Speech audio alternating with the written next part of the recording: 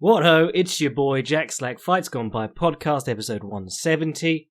Coming at you after UFC Australia, I want to say 2. I think they might have done more that aren't pay-per-views. Second UFC pay-per-view in Australia, and Bellator 289? Is that right? At any rate, there were some decent fights.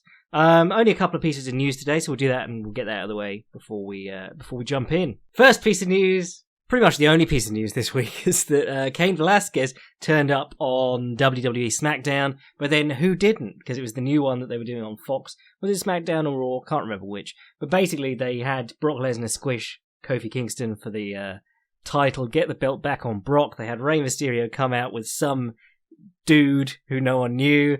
Dude takes his shirt off, isn't particularly jacked, and the and Brock Lesnar's selling it like, "Oh my god, I'm terrified of this guy." And then the commentators go, "That's Cain Velasquez! That's Cain Velasquez!" So yeah, that was that, and now he's been removed from the USADA testing pool and from the UFC rankings. So pretty exciting that Cain Velasquez is not ever fighting again. But looking at the UFC rankings now. Can I read you down from top to bottom? Daniel Cormier, Francis Ngannou. Okay. Curtis Blades, Junior Dos Santos, Derek Lewis. Ooh. Alexander Volkov. Ooh. Then you're into Overeem, Blagoy Ivanov, Walt Harris, Shamil Abedabebe, Augusto Sakai, Alexei Oleinik, Tai Tuivasa. Well, certainly not Tai Tuivasa anymore, not after the weekend. And then Maurice Green, and moving into the rankings with the retirement of Cain Velasquez is number 15 ranked Marcin Tybura, who I don't think has won a fight in like 2 years.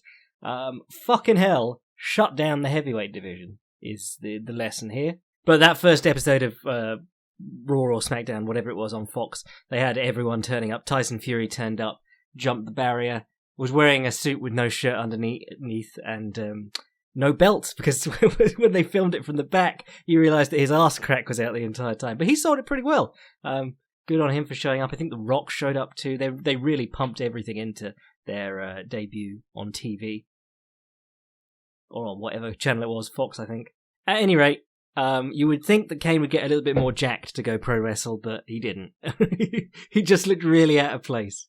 Other than that, not really a lot happened. Conor McGregor was up for assault charges in court. That was over the pub thing, not the other thing that we're not really supposed to know or talk about.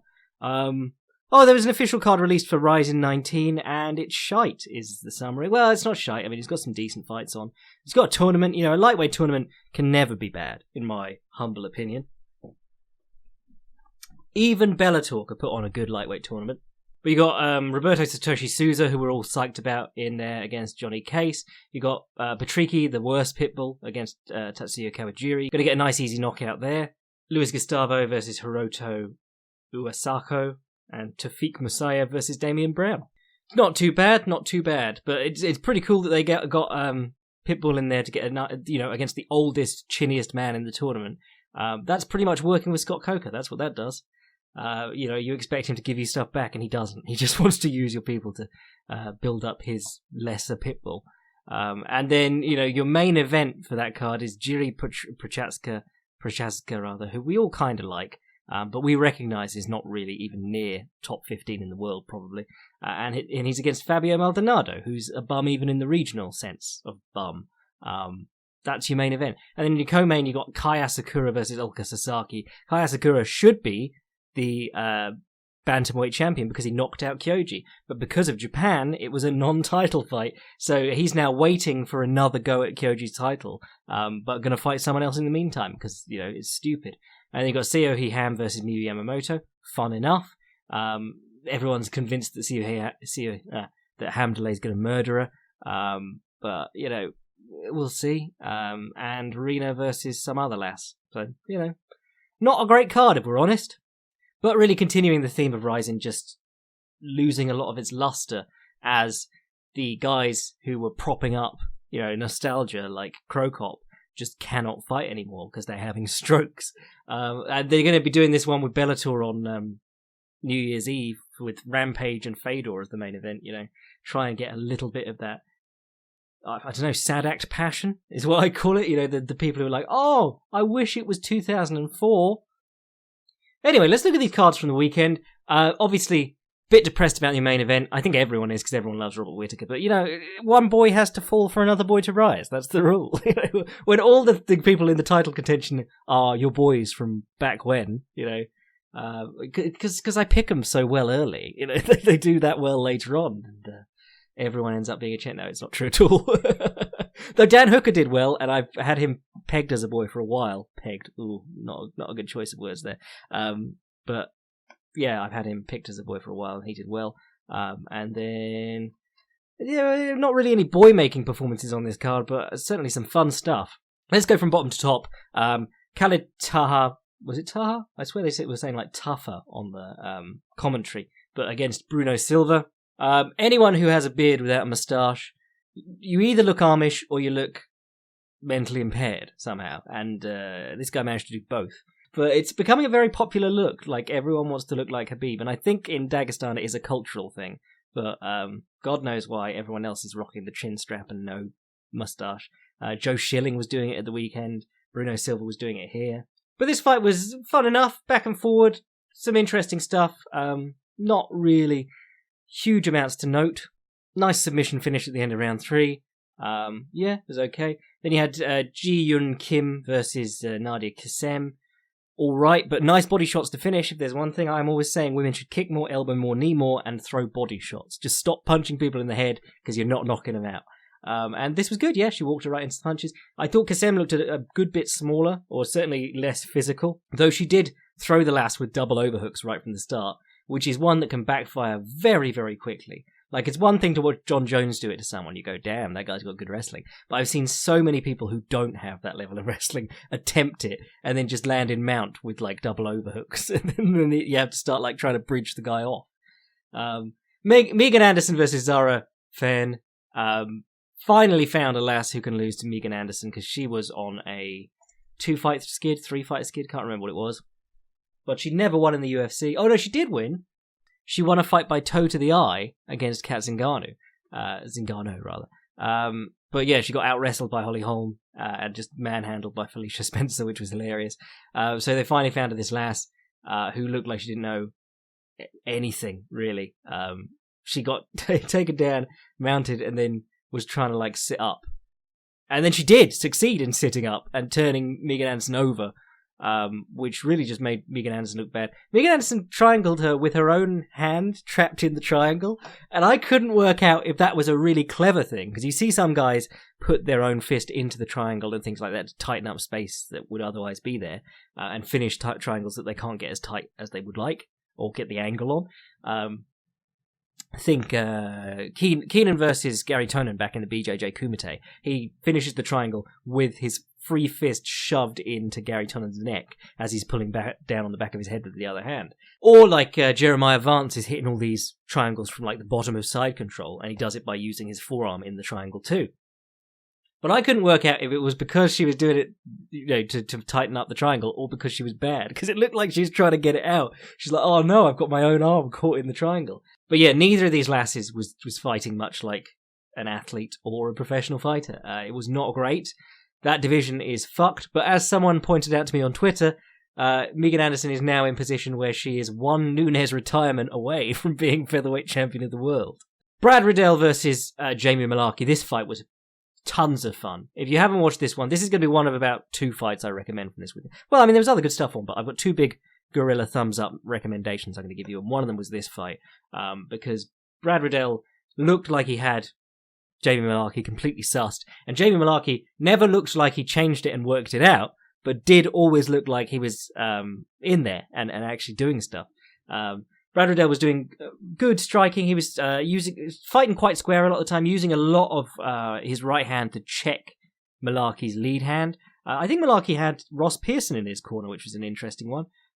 Certainly did not strike like Ross the Boss, but then Ross the Boss's problem was always with head kicks and stuff anyway. So he was checking the lead hand a lot, Riddell was, and he also would throw the lead hand wide, like to show Malarkey the overhand, and then come up with a short left uppercut, and he was doing it with like an open hand and slapping Malarkey on the shoulder to get Malarkey to duck down, which was quite cool. Corner kept calling for the low-low, which is the low-low kick, which, with terminology we've used for a while, but I think everyone knows that terminology now because they kept calling low, low, low, low, and then the moment that Riddell threw it, Jamie Malarkey takes him down off the low kick because he was like, I can hear your corner. We're both English-speaking fighters. Some really nice takedown defense from Brad Riddell at points in this, using his head placement a lot, especially with the single and things like that. You push their head away, and you get your leg to the outside, and then you try and put your head in between their head and your chest, if you can, stand them up. Any sort of standing clinch, any sort of position where you get the opponent upright, if you can put your head, top of your head, on, their chin, / jawline, you can normally keep them off you. But yeah, I thought it was a really good fight. And then Jamie Malarkey in the last round, the last round was where it really all kicked off. Malarkey had some success, and then Riddell hurt him, and then Malarkey hurt him with a left hook in a weird exchange, and then Malarkey got hurt again. His mouthpiece kept getting punched out, and Mark Goddard, to his credit, did a very good job, I thought, because a lot of the time Malarkey was getting hurt, and you don't want to stop the action and put the mouthpiece back in and give Malarkey time to recover when Brad Riddell has then lost his chance to finish. And equally, Malarkey took him down and got on top of him or something like that. He was in a moment where he was having success, and Goddard didn't put the mouthpiece back in then either. He waited until they broke and were in pretty much a neutral position, and then said, okay, stop, here's the mouthpiece back. Please try and keep your mouth closed when you get punched. But these weren't like Matt Mitrione's mouthpiece doesn't fit. These were he was getting his head turned around with strikes every half a minute or so. At the end, you were pretty clear who won. Riddell won, but Malarkey was like a bloody mess, but he got a good cheer out of the crowd, which, is really worth the brain cells at the end of the day. What else was good on this card? Oh my god. Justin Tafa, that's who I was thinking of, not Taha. Justin Tafa versus Jorgen De Castro. This was two fat lads walking at each other, and Castro kept holding because the other guy was trying to knock his head off. And then finally the other guy just walks straight onto a right hand, and his head turns around and he just falls straight down. Castro gets a knockout. Just garbage, the heavyweight division. What else can you say? Diego Lima won a decision over Luke Jumo, who had a little bit of the Valentina Shevchenko in him. There's nothing coming, better lean back and counterpunch.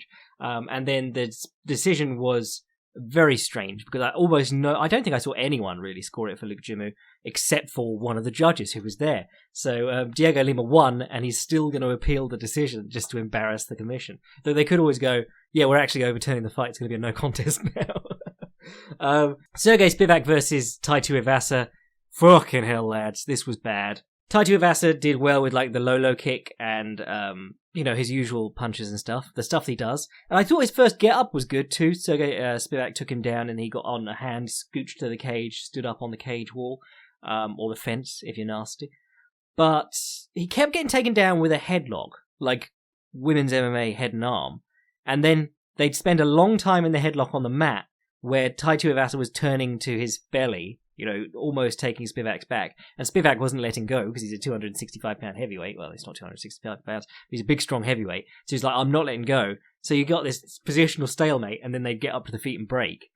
But it happened about 4 or 5 times in the fight, and it was so bad. And then finally Tuivasa got tired, and Spivak took him down, got mount. And, it was the point where Tuivasa's throwing hammer fists from the bottom of the mount. And you're going, well, you're done then. And then he got arm triangled. But, the arm triangle's a weird one because you don't see too many caught by, coincidence or anything. It's either you have smashed straight into this guy and you're smothering him so completely from top control that he's, his elbow pops open and you can just drive through and secure it and finish it. Or you're smashing a guy, and he's knackered and he'll just, give it up. And that's sort of what happened here. Tai Tuivasa was just out of position. His elbows weren't anywhere near his body, and he's like, oh no, I'm being arm triangled. And then went to sleep. And I was looking at it going, is he actually just having a lay down? Because it looks like he just wants to lay down. When the ref was going, oh, he's out. Yeah, not a great look for Tai Tuivasa, because Sergey Spivak is not very good from what I've seen of him. I watched his whole regional career, then I watched his first UFC fight, and he's just not anything special. Anyway, the co-main and the main were special, so we'll get on to those. Dan Hooker versus Iaquinta. Iaquinta makes another opponent look like they've got the best jab in the world. Dan Hooker fought a very Dan Hooker performance. We said, this is a fight that I like for Dan Hooker because what we've seen about Dan Hooker is that he's not great at changing his style to meet people who, require aggression. But if you're the kind of person who's going to struggle with, a laid-back, methodical, long striker, he's going to murder you. And he did. He absolutely murdered Iaquinta in this fight. Iaquinta, the more I see him fight, the more limited he looks. It's duck and overhand right, or it's pick up a single and then drop it and overhand right. Just like it never got outside of that. And Hooker was throwing the low kick.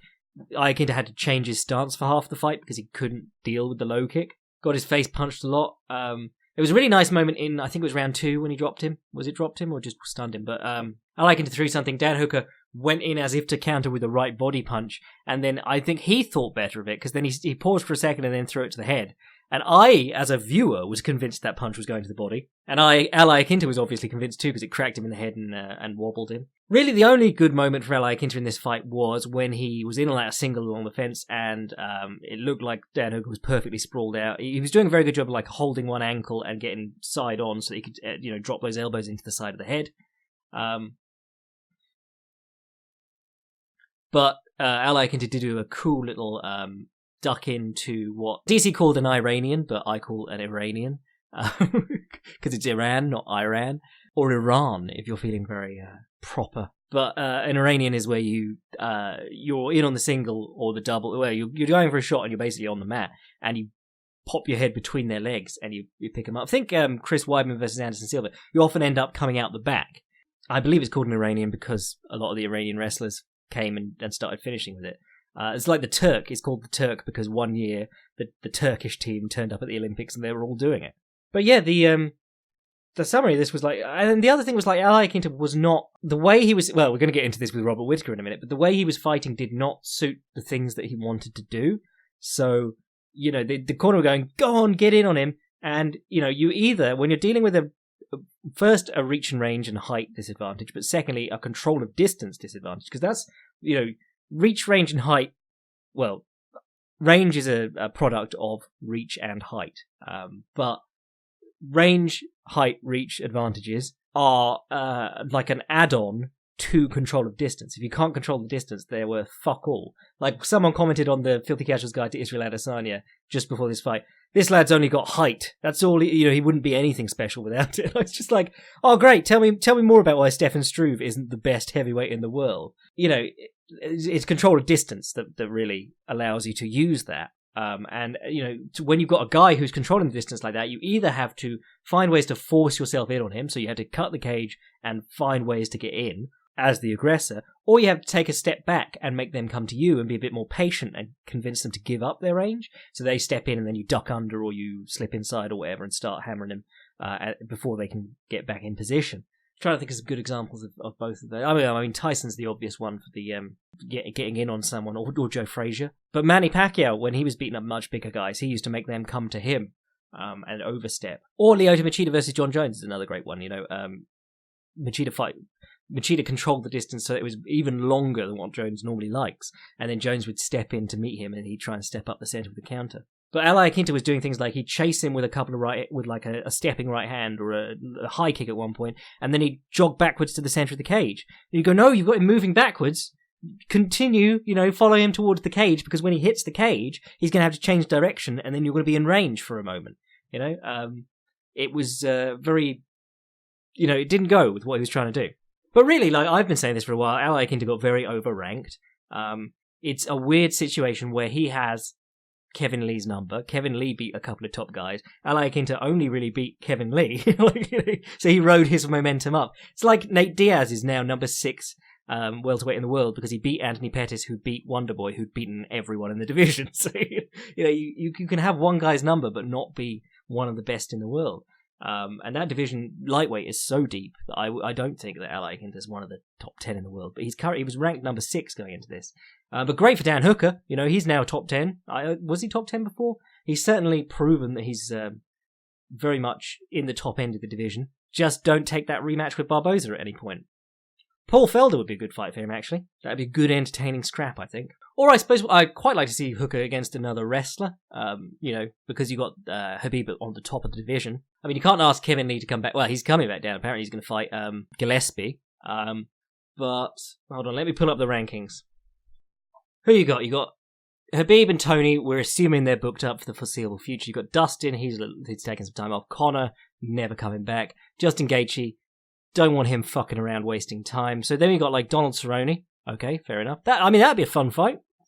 Cerrone versus Hooker. I mean, it doesn't really make any sense. It's more like keep them busy. Felder, like I said, great fight for Hooker. Kevin Lee, ranked, but again, was talking about going to welterweight, is booked to fight, or possibly booked to fight Gillespie. Then you got Edson Barboza. We don't want to do that one again. Pettis is still ranked as a lightweight, while also ranked at welter. I thought they said you couldn't be ranked at 2 divisions. This whole thing makes no sense. Then you're into like Gillespie. I mean, Gillespie, if they don't go through with that Kevin Lee fight, either Lee or Gillespie would be an interesting test of Hooker, because we've not really seen him held down much recently. But Charles Oliveira is still around. He's number 12, and I think Oliveira versus Hooker would be a really fun fight. Or Islam Makhachev. He's a really serious wrestler who everyone is talking about, and he's only a position above Hooker in the rankings, and or certainly was at the time that this ranking was made. And lets us see Hooker against a wrestler, plus got name power, plus similarities to Khabib. For Iaquinta, I don't know, maybe put him in with Alexander Hernandez, just to knock Alexander Hernandez out of the rankings for good. Anyway, let's move on to the main event. Israel Adesanya versus Robert Whittaker. Now, this was an interesting one, because a lot of people are like, Robert Whittaker had a Cody Garbrandt game plan. And I think, again, this is another one where what he was doing, some of it was good, but the way he was putting it all together didn't really work. He was trying to do like the bursting in Kyoji Horiguchi stuff, long distance stuff. And firstly, I was very surprised, like when the first and second jab came in. I was just like, fucking hell, he can close that distance fast. Because Israel Adesanya, good at controlling distance, is 6'4", and also very good at leaning back and giving ground, and will angle off if you get too close. And Whittaker was up on him before he even knew what was happening on a lot of those early occasions. But then what happened was that Whittaker kept doing it, like the same thing. And so what would happen was, even when he was trying to beat Israel Adesanya just on speed then, because you're showing the guy that it's coming and he knows it's coming. Whereas, with like a Kyoji Horiguchi type, you want them to get complacent. You want to move around the ring a bit. You want nothing to happen. And then, if Rob Whittaker had done, say, like 5 of those, because he was getting in on a lot of them, if he'd done 5 of them over the round and done a lot of bouncing and moving in between, he wouldn't have put himself at risk much, and he probably would have won the round on points. It would have been a boring round, but he would have won it and not got hurt. It was trying to follow up and find other stuff after it that was getting him into trouble. But, that's what Kyoji Horiguchi does so well. He gets guys very complacent. Machida did it too, but he doesn't really burst in. He's just gets guys running onto them. But, there was never a point where Israel Adesanya was allowed to, like, get complacent, because he was going, okay, well, I see you're coming to me over and over again now. I liked what Whittaker was doing with the low kicks and things like that. He had a good connection percentage on the low kick. Hang on, I'm going to pull up the stats from Fight Metric, like you do when you want to argue a decision. But no, I was just looking through these because I was going, did he actually get to his body at all? Because that was the thing I was thinking, particularly with the ending sequence, which we'll get onto in a minute. But the speed he was closing the distance was impressive, but he was doing it. It's a very energy-consuming way to fight, and he was doing it a lot. Like, he was using up a lot of energy just in the first round. And he wasn't connecting anything clean after it. And I think you could see that in him being like, shit, I need to start connecting bigger shots after I get in on this jab. So he'd get in on the jab, and the jab was connecting quite a bit. And then he'd throw like a big looping right and a big looping left behind it, and he was nowhere close on those. But he did do well when he was coming with the jab, and Izzy was moving back, and then he'd kick the leg instead. And I think that's something that if you're dealing with Israel Adesanya, well, we were saying this before the fight, get him moving, then kick his legs. Don't try and kick his legs naked off the bat, because he'll just retract the leg. If you get him moving first, you know where his legs are. Because getting to his head is tricky, because he's so tall and he's very elusive with his head movement. But end of the first round, Rob Whittaker gets caught with a counter, was it a right? But he missed his own right and then got caught out of position and knocked down. Comes out very hazy for the second round. He did not look like he was with it in the corner. And it was more of the same but worse in the second round, and gets caught. And there was a nice little flurry that Izzy put together and landed a couple of good body shots too. And I was saying this in my pre-fight article. I was like, Adesanya is an attrition fighter. Rob Whittaker is an endurance fighter. Both of them are known for getting better through the fight. Izzy gets better because he beats his opponent down. Whittaker tends to get better because he's in good shape and his opponent isn't in as good shape. I was saying whoever gets to the body is going to have more success because the longer the fight. Well, it didn't go long in the end, but the longer the fight goes, you don't want the other guy benefiting from being in great condition. So yeah, the ending came. It was a check hook in like an exchange. And the thing is that we were saying, like, Rob Whittaker has a wicked left hook. He's started a few dudes with the left hook, but it's a big wide left hook a lot of the time, except for that quick one on Tavares. You know, the quick ones where he comes in just like with the jab. Those are quite sharp. But he was doing it against Ramiro too, where he'll throw like the 1-2, and then he'll step out to the side and swing the left hook. And Ramiro timed him with a left hook of his own, and that was the last time he hurt him in their second fight, I think. But yeah, traded with left hooks, and Adesanya won the trade, and followed up for the finish. But, I mean, my lessons taken away from this fight, firstly, well done to Israel Adesanya, friend of the podcast, did amazingly. Not an awful lot of time for larking about, because clearly he was quite focused on what Rob would, you know, that shows you the amount Rob Whittaker was trying to get in. You know, he didn't really have time to set up the feints or anything. He was busy going, okay, now I have to deal with that. Now I have to deal with that. You know, there wasn't really a moment where he got stopped, where he got to establish his offensive game, because what we've seen a lot of him doing in the UFC is, the other guy will get a little bit paralyzed or start staring in the mirror, as Dominic Cruz would say. But Whittaker was trying to do something all the time, and it worked out that Israel Adesanya could just counter off that. But it was interesting to see that side of his game more than what we've been seeing previously. Saw a couple of nice checks from Rob. We were talking about this, like, with the amount of question mark kicks that Israel Adesanya throws up and the amount of body kicks he uses to set them up. Belt and braces was what I said last week, and we had an argument about whether it's that in America or if it's belt and suspenders. But just cross-check, cover the whole body. There's a nice jab up the center when Izzy threw a low kick or something like that, which is something that Whittaker was doing to Yoel Romero. He was catching him with jabs up the center as he kicked. That's a very karate thing / point fighty thing. You'll see Horiguchi do that a lot too. He sends dudes flying when he does it because he's a little pocket rocket and he leaps right into his punches. But I mean, look at it. Obviously, afterwards, Adesanya immediately got into a shouting match with Paulo Costa, who was being held back by Eric Alvarachin and Henry Cejudo. He seemed oblivious to the joke, but it was fucking hilarious. The two of these guys who are both like 5'4", holding back this enormous roidy monster. And looking at him when he's not at the end of the weight cut, he's a clear like 220, 230. He's fucking enormous. That fight being set up, I think that's really interesting, because I think that's a fight that's going to tell us that's someone who matches up with Israel Adesanya's game quite interestingly. He's going to ask us a lot of questions. Whereas coming into this one, we were saying Whittaker, his best performances recently have been against grapplers. He's been doing that amazing getting up along the cage stuff.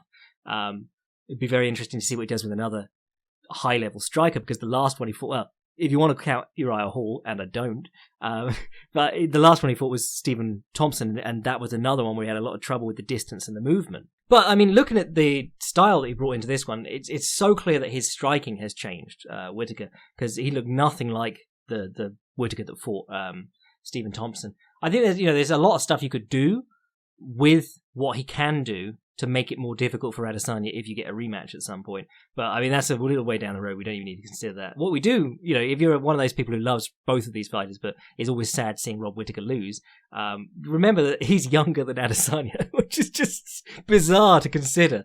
Especially because Adesanya is so into anime references and shit like that. But, he'll be back. He'll do something else, Rob Whittaker. But now we get to get excited about Adesanya Costa. Now, one of the things that's interesting about that fight, is what I was going to say, is that if you saw a lot of Israel Adesanya's getting out of the way of Rob Whittaker's right hands and things like that, and in the last exchange, and when he was trying to check hook and stuff, leading back at the waist. Lots of leading back at the waist from Israel Adesanya, which is partly the kickboxing background, because you're fighting at a longer distance, you lean back away from the high kicks and things like that, where in boxing you don't lean back because the guy could double jab in on you, you're a little bit closer. But like I was saying, the fight metric for this, I checked it because after, like, anytime I see a fight like this or Holloway Poirier, I went, did Holloway actually get to his body much at all? And then I went and looked at the stats and I was like, God, he barely kicked his legs, barely went to his body. He was really obsessed with the head. And I think that's kind of what happened to Rob Whittaker in this fight too. He swung for the head 97 times, connected 20. But he went 3 of 5 to the body and 9 of 14 to the legs. So you're having a much better rate of connection on the legs and the body. I mean, these are just stats, we got no level of how well things connected, unless you consider like significant strikes and insignificant strikes or whatever, leg jabs. But, it does sort of confirm that when Israel Adesanya is doing the lean back and he's trying to retreat and stuff, the legs and body are there much more than the head is, because guys are swinging up at like this 6'4" dude, and you're going, no, don't reach for his head. Especially if he just wants to lean back and try and check hook you, because that's just bait.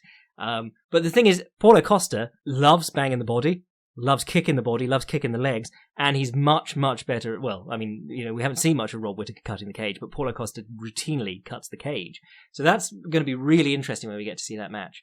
Especially because Adesanya does so well in the late rounds, and Costa faded so hard in that Yoel Romero fight. So we've got a very interesting matchup coming up there.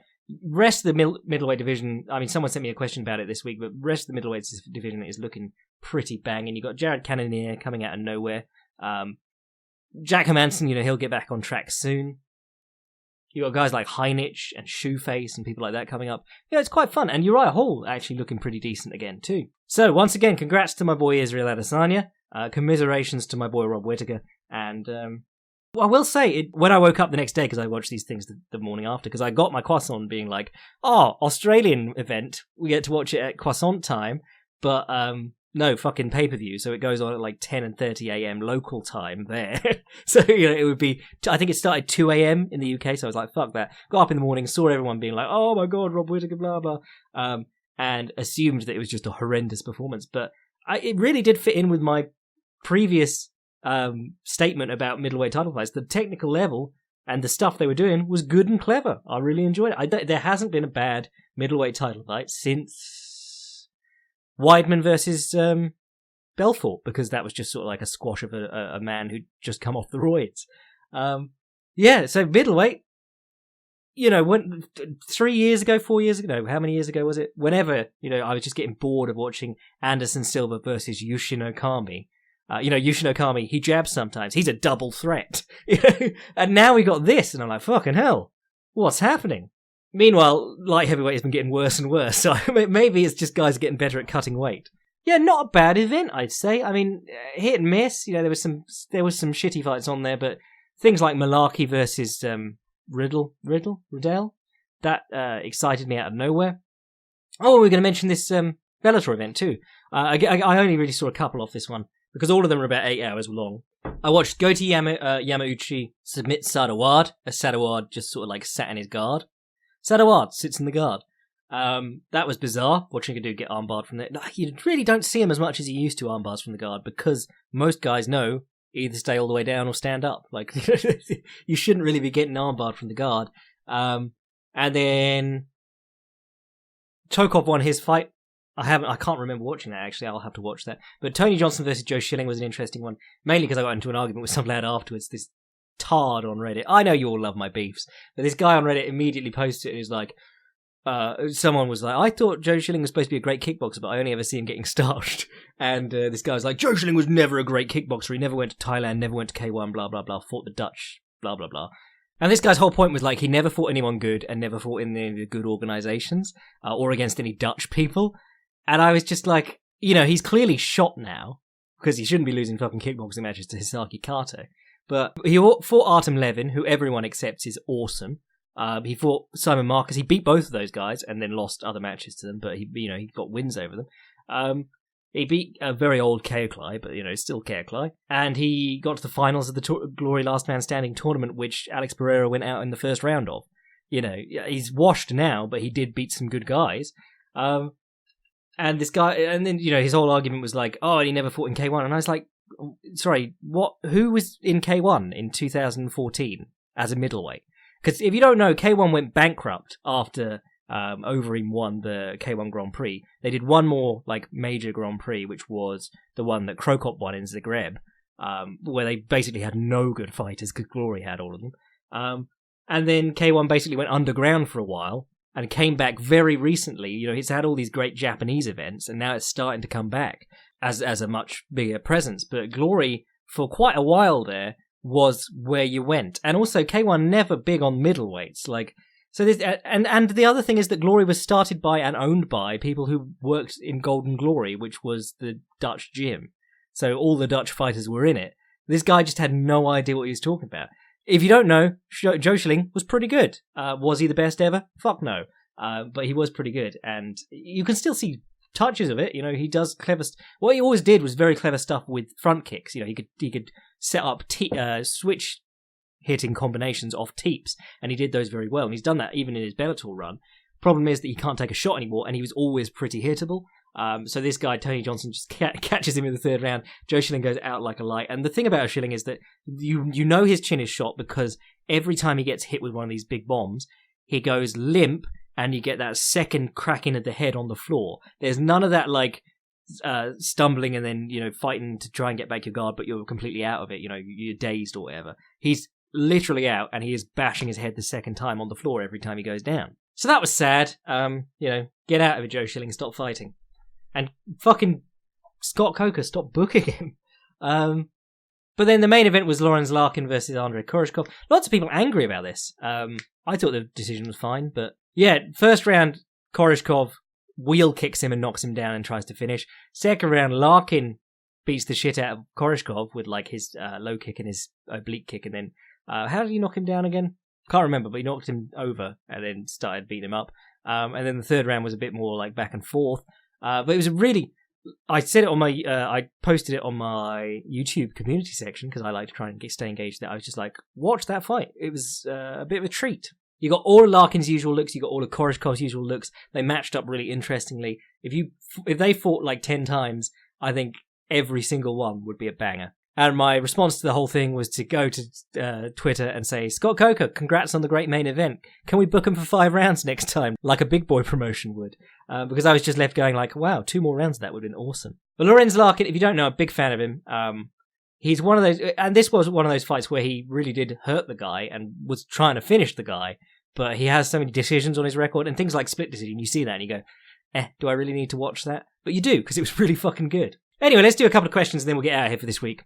Hi Jack, I'm interested in developing my own jab and I would like to hear your thoughts on the best options for building off the jab, as well as your recommendations for fighters to watch from boxing, MMA and kickboxing who build combinations well off the jab. Cheers, from one Jack to another.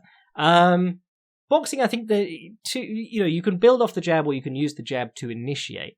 2 different sort of things there. Building off the jab is establishing the jab as a weapon of its own, where you're stinging him in the face, and then using it to hide the right hand coming in, or flicking out the jab and coming in with the left hook, or showing the jab and then coming with a second jab. It's using the jab offensively.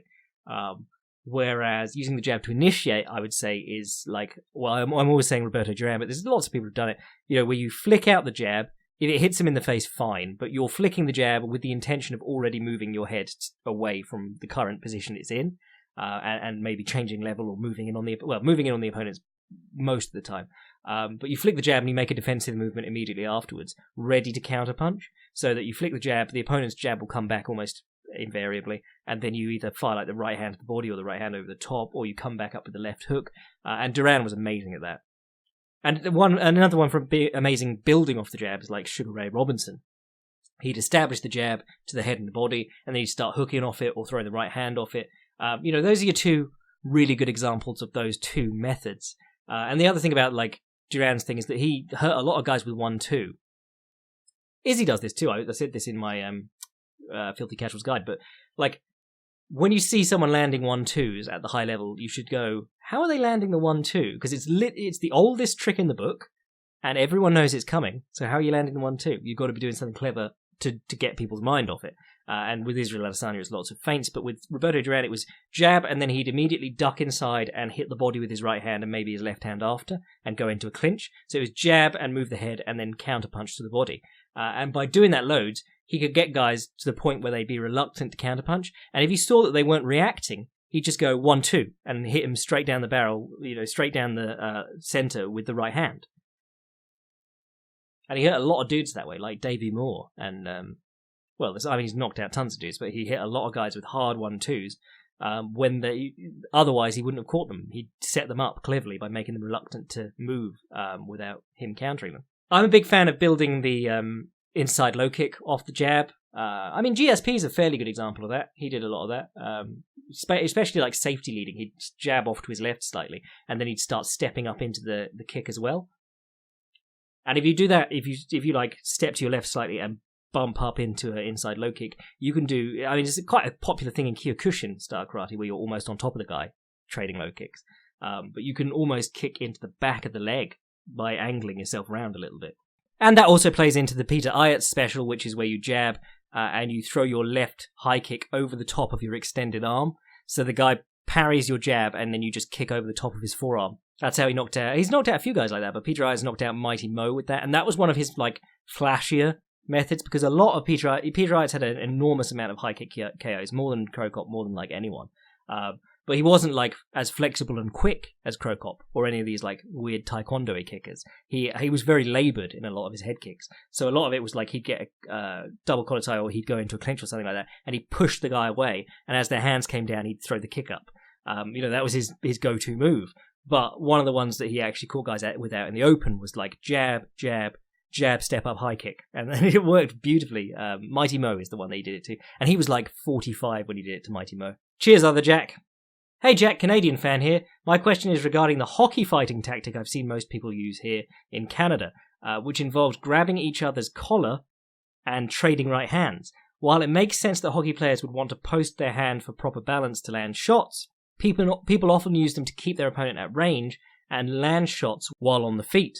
What are your thoughts for how to counter such a simple tactic and on hockey fighting in general? God bless you, Jack. I think it's bizarre. I think letting guys punch each other in the head, and you don't see a lot of knockouts in hockey, but letting people knock each other out on ice is just the dumbest shit I've ever heard of. But luckily, the ice also acts as a limiting factor, because it's very hard to hit each other well when you're sliding all over the place, and I suppose that's part of why the gripping happens.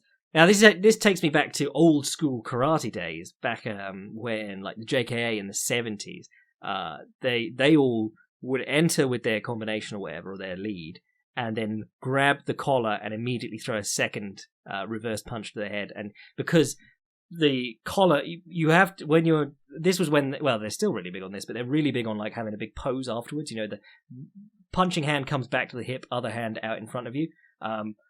And you can do that with someone's collar in your hand and push them away afterwards. So it's a good way of making yourself safer in a sport where you're almost discouraged from having a guard. Yahara's run through like the 1970-something Shoto Cup. He goes in, hits the guy with a right hand to the body, grabs the collar, punches him in the face, and then does it again. And this is before they made them wear mitts, but he gets his... It's supposed to be non-contact, by the way, but he gets his fist stuck in the guy's teeth and follows him to the floor and has to like pull it out with his foot on his chest. It was bad. But yeah, it's a very interesting tactic. I'm very big on...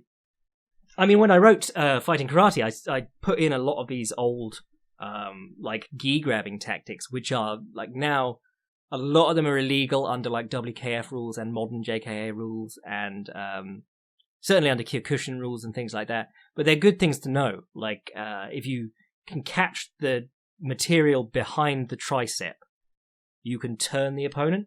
And the old one is you catch the material behind the tricep when they miss a punch or whatever, and then you push them across your body as hard as you can, and you throw in a couple of punches with your rear hand, and then you push them away and try and high kick them as they're trying to turn back towards you. That's a classic. Grips on the shoulder blade work just the same in that way. Grips on the collar work. I mean, in a hockey fight, you're going to get into a position where if you both got a fistful of collar, you're both going to be trying to push each other and pull each other back and forth, and it's going to be hard for you both to land. The great thing about the having the collar is that when you push the opponent away, not only are you pushing them away, but you can bring your shoulder up to your chin in that same way we were talking about framing earlier this week with Adesanya. If you have your arm out straight and your shoulder up, you're basically in a shoulder roll, but with your arm out, which is why a lot of Thais teach you to kick with the arm extended too. But I mean, you've got options like one of the classic grip fighting ones is that you first try and intercept the grip before it gets to you. Secondly, you try and tear the grip off, like Jiu-Jitsu Judo 101. And the third is to try and get your own grip that weakens their control. So like you try and get the inside line or whatever. So if someone grabs the collar grip, you can grab, rather than grabbing, so they grab you left-handed collar grip, and you grab them left-handed collar grip, and you just wail on each other with right hands. What you do is you'd like try and stuff them at the bicep with your left hand and grab them with a right collar grip over the top of their left collar grip, and then you bend your elbow down into their elbow so you can bring them in close. But it does sort of like limit your offensive options. You've really just pulled them in and made their control worthless. They can't push you out. They can probably pull you in a bit further, but like you are controlling how far apart you are now. But you are, you because of the way you'd have to stand, you'd be sort of having to deal with that left hand the entire time too, so you would have to check that. It's a very strong position. Like, I was saying this before when I wrote Killing the Queen Ronda Rousey, which was the last time the UFC did a pay-per-view in Australia. We were talking about the power of the stiff arm. It's very hard to close and clinch someone if you just put your arm straight in their face. Like, if you put your palm on their face and push them away straight-armed, it's very hard to go through that. If you put a stiff arm on someone's chest, it's very hard to go through that. Once your arm is locked out, you're dealing with skeletal strength, and, the guy's not going to evaporate your arm with how hard he pushes in. He's just going to, especially if you're, like, standing or on ice or whatever, at a certain point, he's just going to push you back if he goes into you. So it's a hard position to deal with, the old collar grab, stiff arm, punch position. I would say things like foot sweeps and shit like that, but you're on ice, and I don't think they're very keen on people trying to foot sweep each other with sharpened fucking ice skates on. I think it's the meta hasn't changed in a long time in ice hockey fights, and I think that's probably why. Right, let's call it a day there, because we've got tons of stuff coming up this week. I'm writing lots of things, and also we got a small Bellator. A small Cage Warriors, 2 huge one events, part of 1 century. I think they got to 100 events or whatever it is, or they've been around for 100 years, which would mean that they're trillions of dollars in debt. But we got 1 century coming up, and fucking hell, the top 3 of this card is Angela Lee rematching Zhong Jingnang, having lost her last 2 in a row and not earned this fight in any way, but she's defending her title against Zhong Jingjang. Fucking stupid. You've got Demetrius Johnson fighting Danny Kingad in the final of the 135 tournament, despite Danny Kingad losing to replacement fighter Reese McLaren in the previous round, but getting a shady-ass decision. And then you've got Christian Lee slotting into the final of the lightweight tournament as the champion, but not putting his champion on the line. So if his opponent beats him, his opponent earns a shot at his title. Fucking stupid. Then you got another event with their other champions on too. And then you got UFC, they're calling it Joanna versus Waterson, which also has Crone versus Cub Swanson, which is the fight we're interested on that card. So yeah, lots of stuff going down. We'll have tons of stuff coming in the week, and we'll be talking more on Thursday. So if you want to support the podcast and get extra articles and things like that, sign up to the Patreon. If you want to send an email to the podcast at any time, fightsgonebypodcast@gmail.com. And if you want to see what I'm writing, fightprimer.com. I'm your boy Jack Slack. Creepy people offering to suck Megan Anderson's extremely long toes. Bless.